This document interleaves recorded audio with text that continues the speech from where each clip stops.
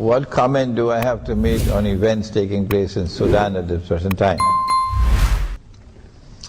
The target is Egypt. The target is Egypt. Why is Egypt the target? Because someone changed the Torah and wrote into the Torah that the Holy Land extends from the river of Egypt to the river Euphrates. So that entire part of Egypt from the river Nile to the Red Sea, it's called the Eastern Delta, belongs to Israel. The reason why they put this as part of the Holy Land is because the Jews lived in the Eastern Delta for a few hundred years when Joseph, Nabi Yusuf alayhi salam, was in Egypt. In order for Israel to take the Eastern Delta, you'll need more than simply an aerial attack and bombardment. You need a ground invasion. You need a ground invasion.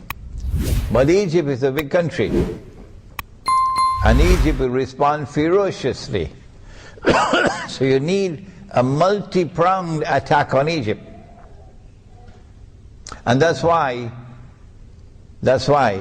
they got this bogus Zionist jihad. This bogus Zionist jihad to infiltrate into Libya to overthrow the Libyan government. And don't come to me with this rubbish that I am a supporter of Gaddafi. Take that rubbish and throw it into a garbage bin.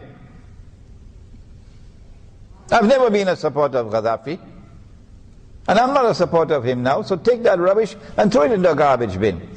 The Zionist jihad from Saudi Arabia, that version of Islam, entered into Libya, supported and armed by Turkey, supported and armed by Saudi Arabia and Qatar and by the Zionists and by NATO, to overthrow the regime in Libya. And when they succeeded, Libya became a NATO state. You can't get NATO out of Libya for the next 25 years. So when the attack is launched on Egypt, there'll be a ground invasion from the east, Israel. There'll be a ground invasion from the west, Libya. NATO will attack from the west. What about the south? What about the south?